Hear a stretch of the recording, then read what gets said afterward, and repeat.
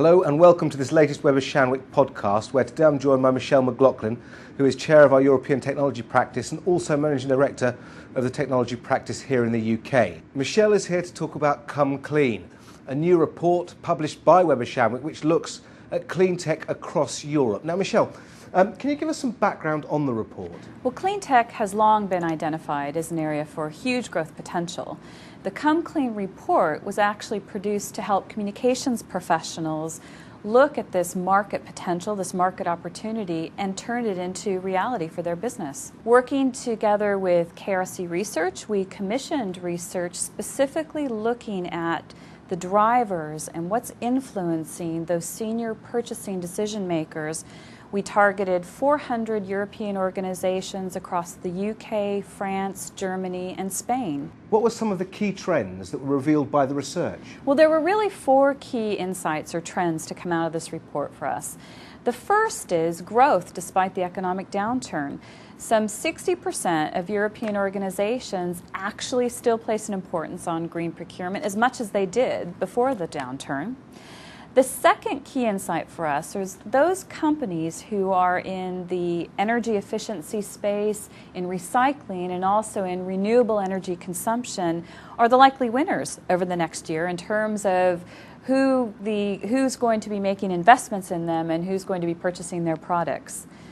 The third key point is that cost is a perceived barrier.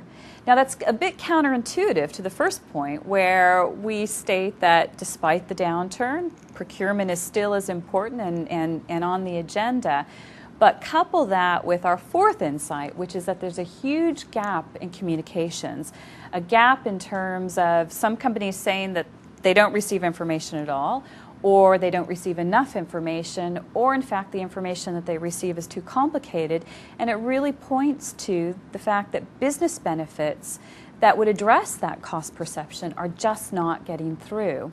If there's one piece of advice from the report that you would give to your clients, what would that be? I think it really would be around ensuring that companies understand how to reach that decision maker for their product or service, and who that decision maker is. It's no different than a public relations campaign, but there are a few interesting points that are specific to clean tech. For example, the board by far exerts the most influence on policy and decision making around green procurement, and it speaks to companies really needing to address the business benefits, but within the context of a corporation's overarching goals and aims, as well as being able to point out the route to cost savings. And were there differences across Europe?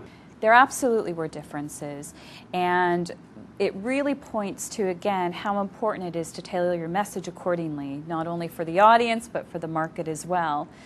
There were differences from market to market in terms of cost benefits and the perceived cost benefits. There were differences in terms of actually which markets care and really look at and focus on green credentials of companies. So for example, in Germany and Spain, 83% of the companies that we targeted have put a very high importance on checking into those green credentials. In France, it's less so. It's less than about 50%. So how important is digital in the clean tech space? Digital is important, but as important as every other communications channel. We really focus on ensuring that whatever that message is, whoever that audience is, you are leveraging all appropriate communication channels, so it becomes a very key part of the overall mix, but not in and of itself. At Weber Shandwick, we focus on what we call inline communications, which is recognizing that whether it's offline or inline, it all influences each other and reaches your audience in one way or another, and is equally as important. Michelle, thanks very much indeed.